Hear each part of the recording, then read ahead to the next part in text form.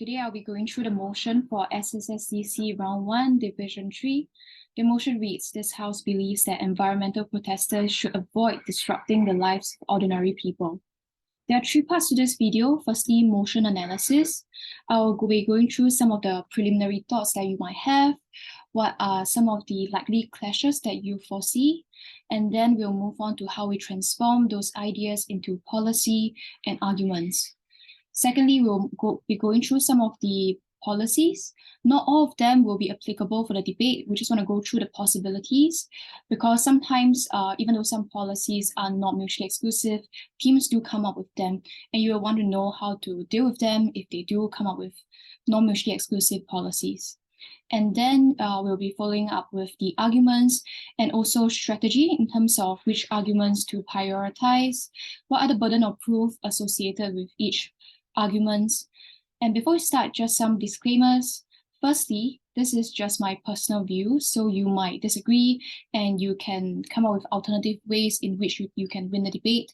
Secondly, the arguments are not exhaustive. You can come up with your own arguments by all means. So that's all. We can get straight into the motion analysis. So here's some quick glance of the motion. I've highlighted some of the keywords that I will personally pick up. And I named this the King Albert Park strategy, looking out for some of the keywords because you get a sense of whether or not certain keywords already carry some sort of connotation. For example, disrupting, which means that opposition automatically is on a less intuitive side because you are disrupting the lives of ordinary people, and disrupting carries a negative connotation with it. So here are some things that both teams will want to just keep in mind and start making notes. So I'll give you some time to just take a look at the highlighted words and what are the potential clashes. What do you make out of these keywords? Feel free to pause the video before we go on to some of the preliminary thoughts that I have and then the follow-up by policy. Okay, so the reason why I highlighted the word environmental protester is because this gives us a sense of what exactly are we trying to achieve at the end of today's motion. Because as environmental protesters, they will want to protect environment, and this comes at a cost on opposition in terms of disrupting the lives for ordinary people. But on proposition, also think about what are the things that you will potentially want to do, because the motion already limits your ability to reach out to ordinary people. If your policy disrupts the life of ordinary people, you might get called out by opposition, whereby they say that you're crossing the house, you're using policies that disrupt the lives of ordinary people. This might limit the kind of policy that you can carry out as environmental protesters. So at first glance, this seems to be a motion that is a clash between whether or not do we prioritize environment or ordinary people. So these are just some preliminary thoughts. Before we move on to the next part about the policy, I would like you to take some time to just go on the internet to search for successful examples of environmental protests, or also look out for failures, because those will then influence how we craft certain policies. Okay, once you have read through some of the examples, we'll be going through some of them in the policies. Okay, so let's get into the policy. The reason why I'll be spending more time on policy is because a lot of the how you play out the harms and the benefits to the respective individuals and actors, be it the environment or the ordinary people or the environmental protesters and groups themselves, are heavily contingent on how you frame your policies. Okay. So let's start out with proposition. So from the internet, perhaps you'll come up with some examples on successful boycotts whereby consumers, such as the case against Kimberly-Clark, where they eventually switch to synthetic fiber that's more sustainable and greener. Or you are looking out for certain protests like Stop the Oil, where they occupy both busy streets and also the oil mines. So these are some of the successful examples as proposition would like to think about this kind of policies that you can carry out. So one thing that we want to go through is, if you look on the right-hand side, you see the checklist. The reason why you want the checklist is because you are not just coming up with your policy, but actively weighing your policy against potential policy that opposition might bring about. So examples of Stop the Oil, for instance, is likely to be brought up by opposition because it involves occupying busy streets, whereby it disrupts the life of ordinary people. So then the first question that we ask ourselves is, what are some of the policies that we think about? Are they mutually exclusive? What do we mean by mutually exclusive? It means that, are we the only side that can utilize these policies to achieve their end? So is it true that, for instance, if we come up with educational campaigns or boycotts, is it necessary that opposition cannot use boycotts in education as well? Well, that's not true. They can still use boycotts. They can still use education, because it can go hand in hand with their policy. But how do you then still frame the example such that you are able to achieve something that's unique on your end? You might want to look at examples of these boycotts and also Stop the Oil in greater detail to pick out examples and pick out instances where it need not disrupt the lives of ordinary people, but still achieve the end goal of, let's say, getting the big polluting companies to yield, getting companies such as Shell, for instance, to still concede to some of the demands that these environmental protesters are making. And you want to then situate these examples to the ones that are not disrupting the lives of ordinary people. For instance, boycotts. You are finding volunteers who willingly want to sign petitions, want to boycott the products. You're finding them as allies. So in a sense, they are not disrupting their lives. And Stop the Oil, for instance, there are some targeted approach that only targets these operating sites of the big polluting companies, such as the oil mines, for instance. So recognize that you have already checked the first list, mutually exclusive. You are now able to defend yourself against possible attacks by opposition, saying that they can get all the benefits that your policy are able to achieve and are not mutually exclusive.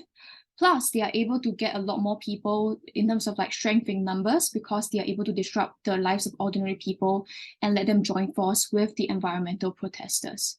So you're able to guard against the first one. Next, you want to go on with effectiveness. The effectiveness, we've already go through that, because if they are successful, they are able to hurt the profit incentive of companies directly, hence they are successful, or there are other means to reach out to the consumers for them to join your boycotts. They are also equally effective. You are getting them as allies. You are using a positive approach to really just get willing participants instead of forcing them against their wills by disrupting their daily lives. They have no choice but to join you. So here are the important links in which you just want to complete the link between your policy and the end goal of having an effective policy that is able to make big polluting companies yield to your demands. So here's the important part. Always remember to link it back to how you're able to achieve this. So after we have gone through the checklist, here are some things to think about in terms of impacts and limitations that will come handy in terms of the exchange, in terms of what are the responses coming up from opposition, how do you frame your arguments. So impacts on environment and ordinary people. Clearly, you are protecting the ordinary people. That's very intuitive, judging by the motion, and we've already gone through that in the motion analysis. Because you don't disrupt their lives, clearly is beneficial. They might be more willing to join you in the future. But here's something to also think about in terms of just crafting arguments. So this is something that we'll go on to in terms of like in the arguments in greater depth. But here's just a cursor, which is, if you recognize that you have a certain argument that you're able to achieve some sort of benefit on your side, you can also try to flip it as a rebuttal and response of the harm that is going to exist on the other side, on opposition. So for instance, if you're able to get willing ordinary people on proposition, if you flip it to opposition as a harm, you can then explain that, look, if ordinary people have no choice, their lives are being disrupted, they couldn't find any purpose in joining environmental groups, where they are really forced against their will to sign petitions. If not, they cannot go on to carry out their work. They are trapped in traffic. They are because of the roadblocks set up by environmental groups. Then there is an active harm where ordinary people will want to distance themselves. Maybe previously they are somewhat interested, they just never had a chance to get to know them better, or they would actively perhaps sign petitions for court injunctions against these environmental protest groups, tell their friends to not donate to these groups, would be hesitant to join them as volunteers, things like that. So more on that later.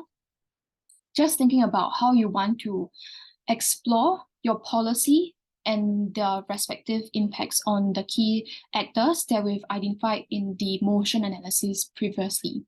So next, I think this is something that is less intuitive in terms of setting up the policy, is to really poke holes at your own case, find the limitations, and then frame your arguments respectively. So you can always come back to this. You might want to go through perhaps opposition's argument first, and then go back to a policy and see how you can then improve your policy.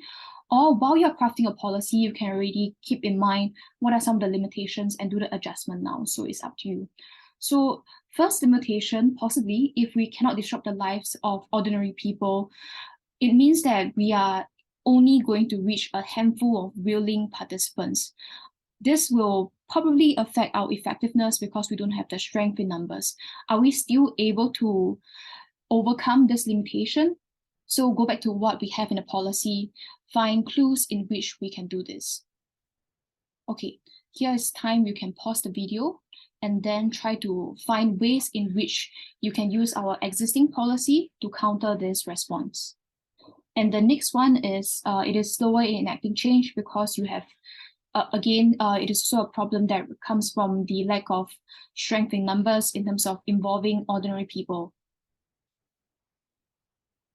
Okay, after we have gone through some of our own attempts in terms of breaking down what are the limitations, how might our policy answer them, I'm going to give you my approach, and then we can move on to the arguments, how we, to opposition's policies.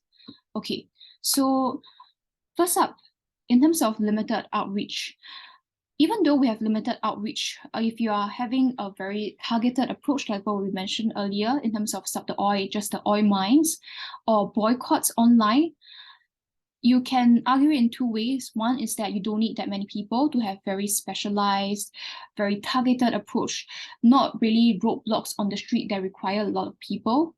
So you are still able to achieve effectiveness and also ensure that you're able to hurt the profit of big polluting companies and get them to yield eventually. Or the second approach is that when you are able to not disrupt them, but really let them become allies by convincing them, by saying they really appreciate their help in terms of the boycotts, and they're able to see how their efforts really make a change in terms of making corporations like Kimberly-Clark eventually switching to a greener alternative. They would then have the incentive to perhaps participate in future projects. So these are two ways in which you can try to answer the current limitation. You can also already include this in your policy as preemptive responses. The second part is they are slower in terms of enacting change. Here's an instance where you can choose to bite the bullet. We'll go through that in the last part in terms of argument. It will be clearer after we go through opposition's arguments later. But here, as a preliminary thought, is that even if it's slower, it is more sustainable because you don't make the wrong move and let ordinary people get on the wrong side of the ordinary people, whereby they do not support you, they are actively against you, like what we go through in terms of flipping it on opposition. So here are some preliminary responses. We'll get to greater detail at the last part when it's clearer after we've gone through the arguments to then fit into the bigger picture of how you weigh things out. Okay, let's move on to opposition then. Okay, opposition, similar examples, you can still use Stop the Oil because they are able to garner that sort of media attention and have the kind of followings only after they block out major streets because of how crowded and loud the media is with various issues. It's almost impossible to reach your target group without having appear on sensationalized news. Okay, so these are the important premise that as opposition you are going to set up.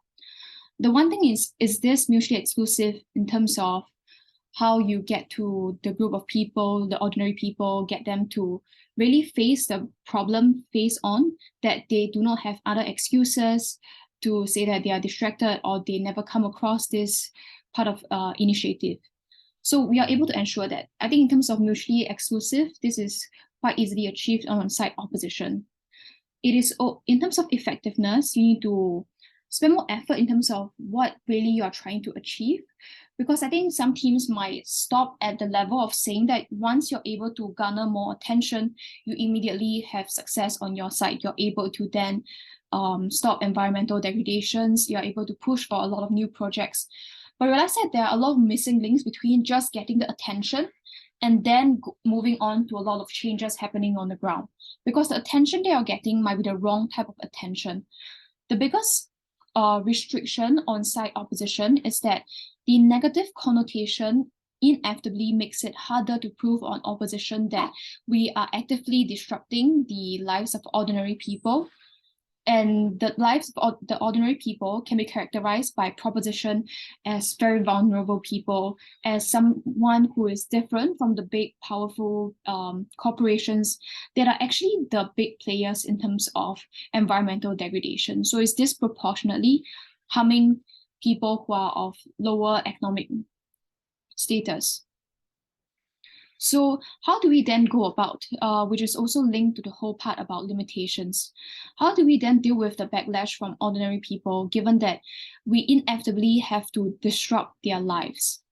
So this is the crucial part. I think once we fix this part, it is easier to then push for arguments in terms of the urgency, environment versus ordinary people, that the ordinary people have to take a step back and then focus on issues of like environmental degradation. So I would say that in terms of the policy, what you want is not to be greedy, not to do it like simply relying on disrupting the lives of ordinary people to achieve the be all and end all, i.e. environmental projects will get passed. People have no choice but to agree with environmental protesters, sign the petitions, give them more money, join as volunteers. There are many links, and it's very counterintuitive for us to believe that ordinary people, after being disrupted from their daily lives, possibly missing work and suffering in terms of economic consequences, that they are likely to join forces with environmental protesters. But on the other hand, if you want to decrease the harm by saying that you will only affect a very small pocket of people, you run the risk of not being able to achieve the greater numbers that you claim, and also the strength in numbers that you're able to get more change on your side. So in terms of the nuance and the balance, it is harder to grasp on opposition. So that's why I'll spend more time on this. The quick approach is to think of policies as different stages. There are different stages in which you try to push for change. One, it can be in terms of just getting the attention, stage one. Two is really getting your allies, trying to convince them of the cause, them seeing the benefits of being part of environmental groups, and then continuing their efforts. So I would say that instead of having a blanket policy to just say that once we disrupt their lives, we immediately go to the end goal outcome, you will invite a lot of backlash in terms of ordinary people who are unhappy, and also because they are in huge numbers, the harm is likely to be exacerbated on our side of the house. What we then do is perhaps we can limit the harm, but still bite the bullet to say that at the stage of really garnering the attention, we have no choice, no other alternatives possible, but to disrupt the lives of ordinary people to a large extent. But this harm is temporary and limited.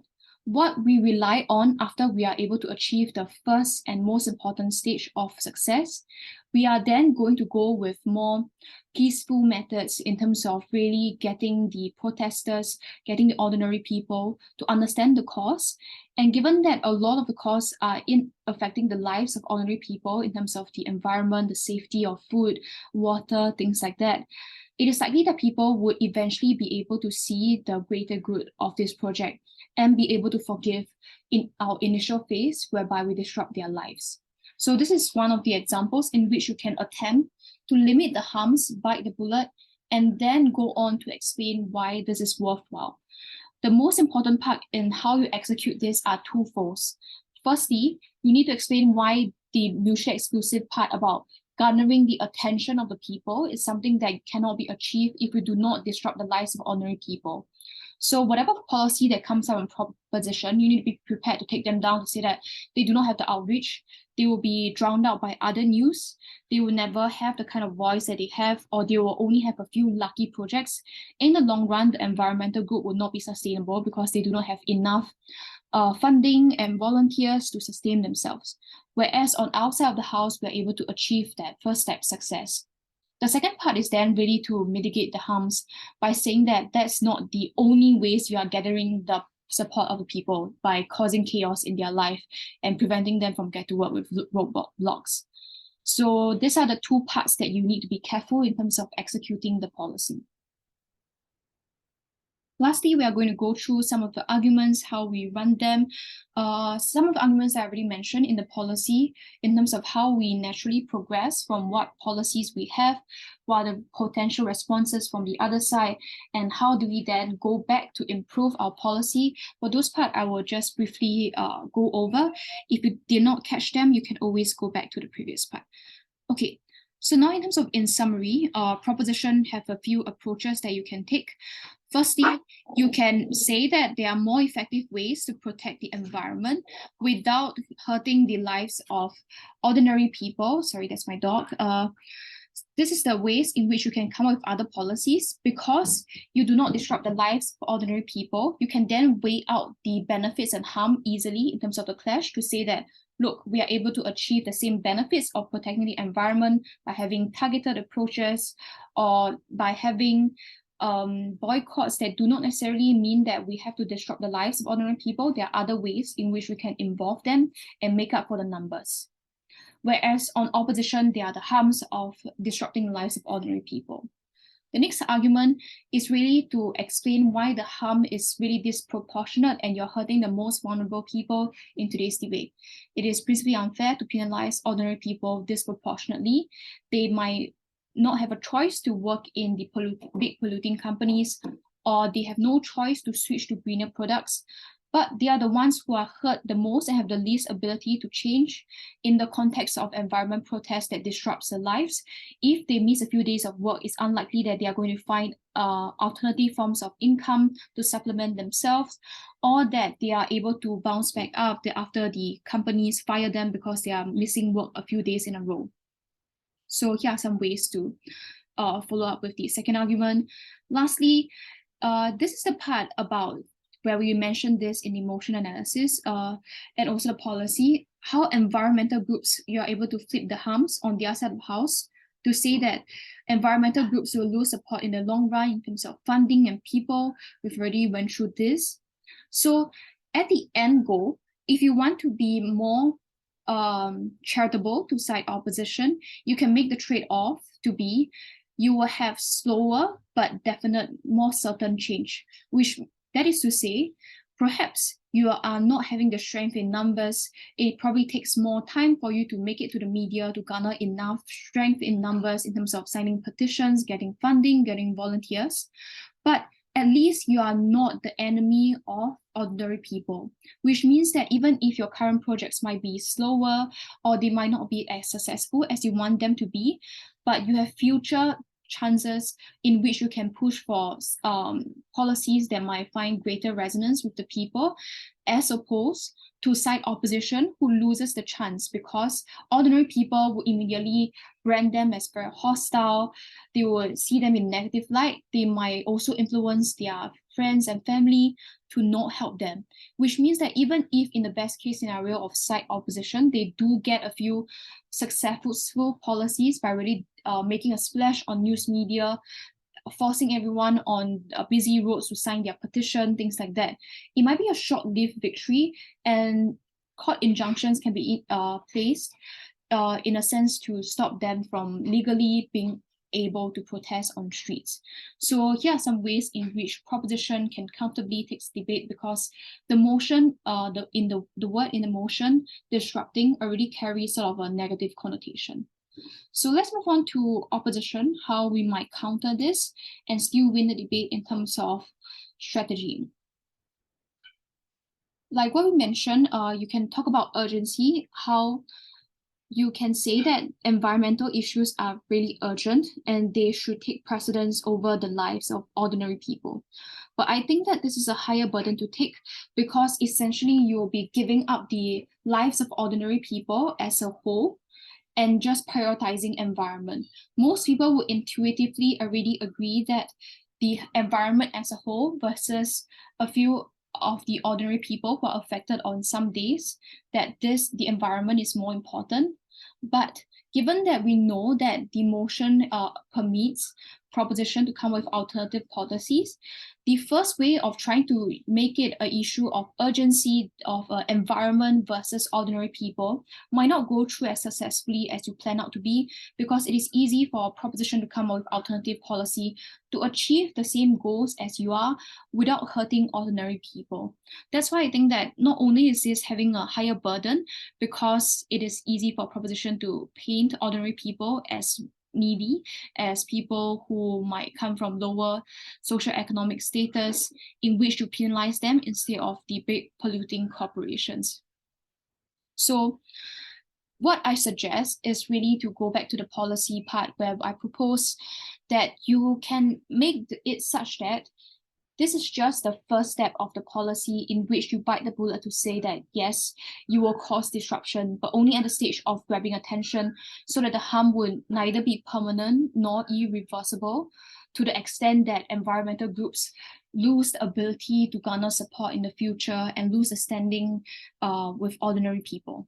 And the second part is really to explain why you need a significant number of people to bring about change, why any form of protest, even if it's just targeted approach or boycotts or other forms of policy such as educational campaigns, things like that, that proposition might bring up, you can always explain why you need the significant number of people to overcome the barrier of being able to enact significant change in terms of having enough number of people to go to the oil mines and operations to have a significant impact on the companies to ill, or to sign petitions, or for consumers to boycott certain products. If just 10 or 20 people boycott products, the company might not even realize that there's an existing problem. So you really need to build up the problem more in terms of the second argument and setup of requiring a significant number of people. And then the main bullet to buy is just that you would be hurting the lives of ordinary people, but you think that the harms would be, in the long run of achieving environmental benefits, you are still able to mitigate some of the harms. Perhaps in a policy, you want to go back to the policy and say that after you're able to achieve the success, you might want to find out who requires compensation in terms of being fired from their jobs and things like that. If the environmental groups do have the funding, you can use that to mitigate the harms that you have, but that's not necessary.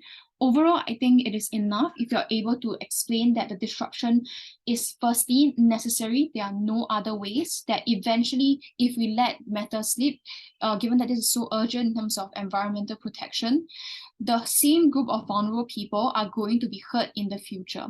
Right now, we are just having short-term pain, but long-term gain. So that's how you then weigh out as a whole.